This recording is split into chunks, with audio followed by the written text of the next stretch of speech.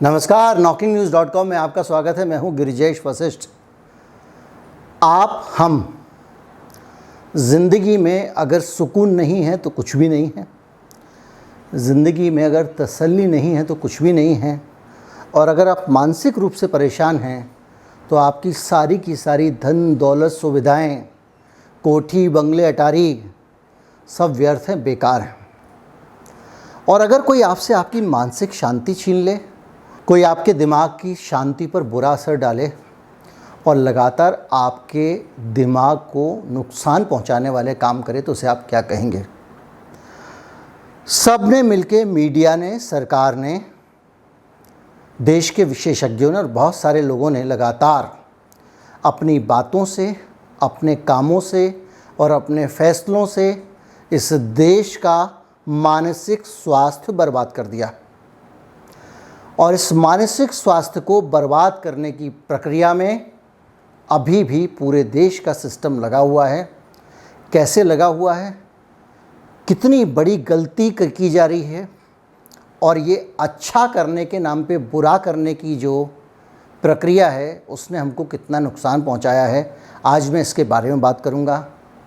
आज मैं बात करूंगा आपके मानसिक स्वास्थ्य के बारे में, और मैं आपको बताऊंगा कि किस तरह से तेज़ी से ज़्यादा लोगों का मानसिक स्वास्थ्य इस देश में गलत नीतियों के और गलत फैसलों के कारण बिगड़ता चला गया है। कहीं मत जाइए, चैनल को सब्सक्राइब कर लीजिए। फेसबुक हैं तो चैनल को लाइक करें, फॉलो करें। यूट्यूब पर हैं तो चैनल को सब्सक्राइब कर लें। अगर आप हमारे चैनल को सपोर्ट करना चाहते हैं तो हमारा UPI ID डिस्क्रिप्शन में है, उसके ज़रिए आप हमको भुगतान कर सकते हैं। इसके अलावा एक बारकोड भी स्कैन करने के लिए आपको 1-2 जगह मिल जाएगा इस वीडियो के दौरान, उसका भी आप इस्तेमाल कर सकते हैं। मैं अभी हाजिर हुआ।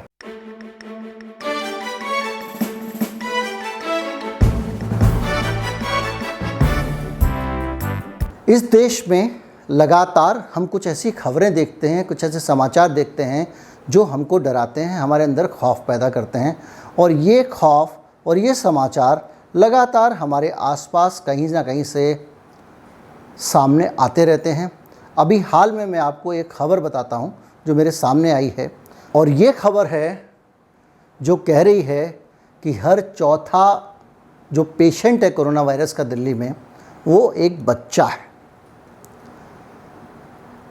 जब आप ये खबर सुनते हैं तो आपको उस बच्चे में अपने बच्चे का चेहरा नज़र आने लगता है।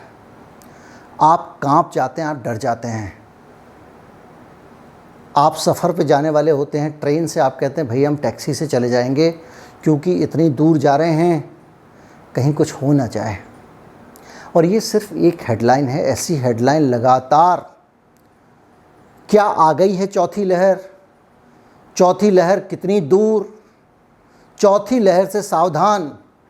उसमें फ़ोटो लगाएगा वो ऑक्सीजन के लिए तड़पते हुए आदमी का, आपको इतना डराएगा। एक आदमी बैठा हुआ है, ऑक्सीजन मास्क लगा के ज़मीन पे बैठा हुआ है, ये फ़ोटो लगाएगा, वो आपको कहेगा। लगातार हर दिन इस तरह की हेडलाइन आपके दिमाग पर असर डालती हैं। एक खबर, 27% बच्चे हैं कोरोना वायरस से बीमार। साइंटिफिकली संभव ही नहीं है, बच्चों में रिसेप्टर ही नहीं होते। अब आप कहेंगे खबर थोड़ी गलत हो सकती है, आपकी धारणा गलत हो सकती है। मैंने इस देश के एम्स के टॉप के डॉक्टर से बात की और उन्होंने कहा कि ये बकवास है। मैंने हॉस्पिटल से कंफर्म किया, ये डाटा गलत है। क्यों आ रहा है ये डाटा? कहाँ से आ रहा है ये डाटा? कौन चाहता है आपको डराना? कौन ये सारे के सारे षड्यंत्र का हिस्सा है? बीमारी हो सकती है, फैल सकती है। डेंगू भी आया था, लेकिन हम लगातार एक बीमारी से इतना ज़्यादा डरा रहे हैं कि जो बीमारी से नुकसान हो रहा है तो हो रहा है, उससे 2 गुना और 4 गुना नुकसान हम इस देश को वैसे ही पहुंचा रहे हैं। ये देश को कमज़ोर करने की साजिश है। अगर मानसिक रूप से एक देश कमज़ोर हो जाता है तो उसको फिर कोई नहीं बचा सकता। अगर आपके अंदर नैराश्य भाव आ गया तो कैसे बचेंगे? एक आदमी है, उसके घर से नौकरी करने के लिए केवल एक ही व्यक्ति जाता है, एक महिला है, उसका पति जो एकमात्र सहारा है उसके जीवन का। माफ़ कीजिएगा, आप स्त्रीवादी होंगे, और मैं भी मानता हूँ कि कोई ज़रूरी नहीं है, महिला एक अपने आप में वजूद होता है, वो किसी पर आश्रित नहीं होती है। लेकिन ये प्रैक्टिकल सत्य भी है कि बहुत सारे परिवारों में स्त्री इतनी कमज़ोर है हमारे समाज में, उसको स्ट्रांग होना चाहिए कि वो अपने पति का उसका एकमात्र सहारा उसका हस्बैंड है। वो रोज़ घर से जा रहा है और वो आशंकित रहती है, पता नहीं कहीं इसको बीमारी ना पकड़ ले, कहीं इसको कुछ ना हो जाए। क्योंकि आप टीवी पे उसको डरा रहे हैं, आज अखबार में आप उसको डरा रहे हैं, आप व्हाट्सएप पे उसको डरा रहे हैं, और हर जगह आप यही लिखते रहते हैं, नंबर नंबर नंबर नंबर। ये नंबर किस काम का नंबर है? उस नंबर से आप क्या पता करते हो? ये एक बड़ा सवाल है, मैं कई बार उठा चुका हूँ, आज फिर उसी बात को दोहराऊंगा। एक स्टडी आई है, और जो स्टडी कह रही है कि इसको वैश्विक महामारी घोषित करने के बाद से, यानी पेंडेमिक घोषित करने के बाद से जो जो किया गया, उसने पूरे देश के सिस्टम में लोगों के मानसिक स्वास्थ्य पर बहुत बुरा असर डाला। ये स्टडी कहती है कि लॉकडाउन लगाया गया और उसके बाद जब डेल्टा वेरिएंट आया तो जो मौत हुई उनको लेकर जो खबरें आई, उनका जो प्रेजेंटेशन था, और लोगों को ये लगातार ऐसा लग रहा था कि कोई एक राक्षस है जो उनके घर के बाहर ही बैठा हुआ है, और उसके कारण लोगों को डराया गया। कुछ लोग कह सकते हैं जागरूकता ज़रूरी है, लोग फिर भी नहीं मानते हैं। साहब, आप वो नहीं मानता, ये अच्छी बात है।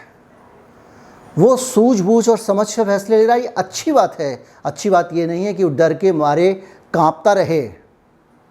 वो 8 टीके नहीं लगवा लेगा, वो आपके 2 हैं, वो 2 ही लगवाएगा। लेकिन जो उसके मानसिक स्वास्थ्य पर असर हो रहा है, लोगों में गंभीर शारीरिक, भावनात्मक और मनोवैज्ञानिक समस्याएं पैदा हुई हैं। इसके कारण सार्वजनिक स्वास्थ्य का संकट बढ़ गया है और उसके कारण लोगों के स्वास्थ्य में लगातार गिरावट आ रही है। ये सर्वे कहता है, ये स्टडी है जिंदल यूनिवर्सिटी में centre for new economics study की, जिसने दिसंबर से फरवरी तक अध्ययन किया, और डॉक्टरों, साइकेट्रिस्ट जो होते हैं उन्होंने, साइकोलॉजिस्टों, मनोचिकित्सक, मनोवैज्ञानिकों, परामर्शदाताओं जो कंसल्टेंट होते हैं, और स्वास्थ्य विभाग के विशेषज्ञों के साथ काम किया गया, और उसके बाद ये निष्कर्ष निकाला गया जिसमें बताया कि बच्चे, आपके बच्चों को डराया गया। बच्चे, किशोर, उनके सामाजिक, शारीरिक और भावनात्मक विकास को बहुत तगड़ा धक्का लगा है। लॉकडाउन के बाद ऑनलाइन पढ़ाई जैसी हो रही है वो तो आपको पता ही है। उसके अलावा जब वो घर में रहते थे तो अकेलापन, एकाकी जीवन, परिवार के लोगों से ज़्यादा संबंध रखने के कारण परिवार की समस्याओं का एक्सपोजर, और उन मानसिक दिक्कतों के कारण उनका जीवन लगातार प्रभावित हुआ।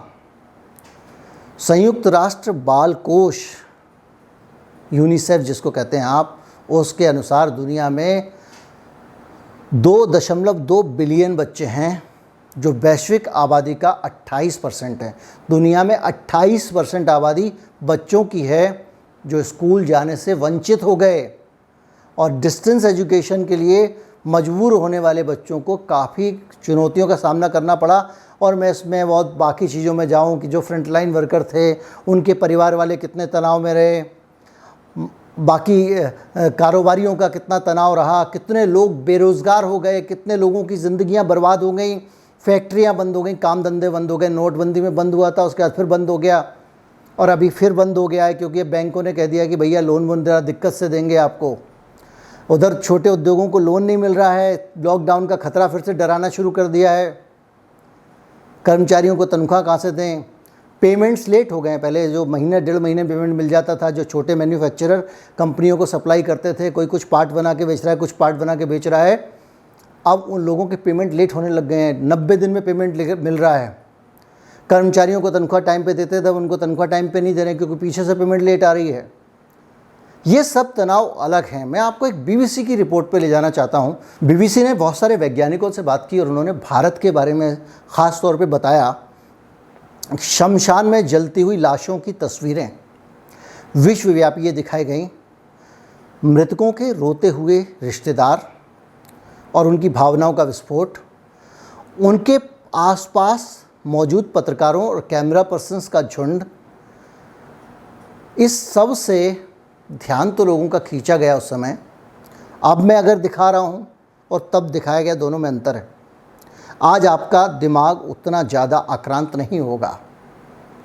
तो ये तस्वीरें जब उस माहौल में दिखाई जा रही थी तो इसके गंभीर परिणाम हुए।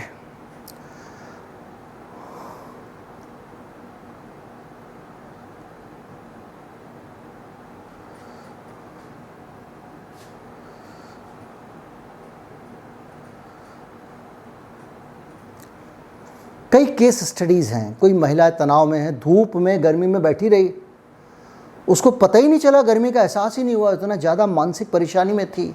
इस तरह के केसेस आ रहे हैं। तबीयत ख़राब थी, पति को सांस लेने में तकलीफ़ हो रही थी, पूरे दिन की कोशिश के बाद सरकारी अस्पताल में बेड मिला, वो तो मिला, लेकिन हस्बैंड कह रहा है मैं अस्पताल में इलाज नहीं कराऊंगा, मर जाऊंगा लेकिन अस्पताल में नहीं जाऊंगा। क्यों? क्योंकि वो मानसिक रूप से डरा दिया गया था। इसी तरह की चीज़ें लगातार हम देखते रहे और देख रहे हैं। आज मीडिया रूस की आलोचना करने पर तो चैनलों को नोटिस भेज रहा है। मीडिया क्या, हमारी सरकार, हमारा सूचना मंत्रालय नोटिस भेज रहा है कि आपने रूस के बारे में लिख दिया, आपने पुतिन की छवि खराब की, और जो आपने लगातार 2-2.5 साल से इस देश को डरा कर रखा हुआ है। बार बार डराते हैं। आप रिकवरी का आंकड़ा नहीं बताते हैं, आप बताते हैं कि नहीं रिकवरी का आंकड़ा धीरे सा आएगा, छोटा सा। आप ये देखो कितने केसेस हो गए। भाई अब एक नई बीमारी आई, मान लीजिए, आप ऐसे समझाता हूँ, अब वो बीमारी कहाँ कहाँ फैल गई इसका आपको पता करना हो, क्योंकि अननोन बीमारी है जिसको कोई नहीं जानता है। तो आपने देखा भाई ये बीमारी इस इलाके में भी पहुंच गई है, इस शहर में भी पहुंच गई है, इस शहर में 1000 केसेस आ गए, यानी यहाँ ज़्यादा पहुंच गई है। अब एक दूसरा शहर है जहाँ 500 केसेस आए, यहाँ थोड़ी कम पहुँची है, इस शहर में नहीं पहुँची, एक भी केस नहीं निकला है। तो उस वक़्त जब कोरोना का प्रसार हो रहा था, जब नया नया आया था, तब ये आपका जो संख्या का गणित था, इसकी अहमियत थी कि आप पता लगा सकें कि अब वायरस कहाँ कहाँ कितना कितना पहुँचा है, उस हिसाब से अपनी स्ट्रेटजी तैयार कर लें। लेकिन आज 2022 में जब आप वायरस पहुंचा या नहीं पहुंचा इससे फ़र्क नहीं पड़ता, क्योंकि वायरस अब आपके लिए ख़तरनाक नहीं है। क्यों? क्योंकि वायरस को आप पहचान चुके हैं, आपके शरीर से वायरस का परिचय हो गया है, हर्ड इम्यूनिटी आ चुकी है, जो हमारे देश में बहुत सारे लोगों में एंटीबॉडीज़ बन चुकी हैं, सीरो सर्वे आ चुके हैं, 90-95% लोगों में एंटीबॉडीज़ बन चुकी हैं। अलग अलग इंस्टीट्यूट, अलग अलग यूनिवर्सिटीज़ के सर्वे हैं जो बताते हैं कि एक बार अगर इन्फेक्शन आ गया तो आप बच सकते हैं। और आपने खुद इन्फेक्शन लौटने के लिए लोगों को टीके लगा दिए हैं, 2-2 टीके लगा दिए हैं, कुछ लोगों को बूस्टर लगा दिए गए हैं। तो ऐसे हालात के बीच में जो शुरू में संख्या का महत्व था वो आज है क्या? फिर भी आप कोरोना वायरस लिख के देखिए गूगल पे, सबसे पहले वो संख्या आती है। और इन सारी चीज़ों का असर देश के मानसिक स्वास्थ्य पे पड़ रहा है। मैं इस बात को बता सकता था कि ये देश के लिए कितना खतरनाक है, और अगर इस तरह के मानसिक स्वास्थ्य पे असर रोग के डर का हम सब पे पड़ता है तो कहीं ना कहीं सुरक्षा बलों पे भी कुछ ना कुछ असर पड़ता होगा। आप इस देश के सुरक्षा बलों के मनोबल पे भी बुरा असर डाल रहे हैं, बच्चों पे बुरा असर पड़ रहा है, जो देश का भविष्य है वो भी हम देख रहे हैं। तो क्या हमने जो नीतियाँ अपनाई हैं, हमने जो तरीके अपनाए हैं, वो तरीके इस देश के लिए सुरक्षित हैं? क्या उन तरीक़ों पर हमको काम करना चाहिए था? क्या अब हमको अपनी रणनीति बदल देनी चाहिए? क्या मीडिया को सुधर जाना चाहिए? क्या तुम्हारी टीआरपी और तुम्हारी जो वेतन तुमको मिल रहा है वो इतना ज़्यादा अहम है कि इस देश के लोग डर डर के मर जाएं? सोचिएगा, सोचना बहुत ज़रूरी है। दोस्तों को भी बोलिए वो भी सोचें, वीडियो को फॉरवर्ड करें। नमस्कार, जय हिंद।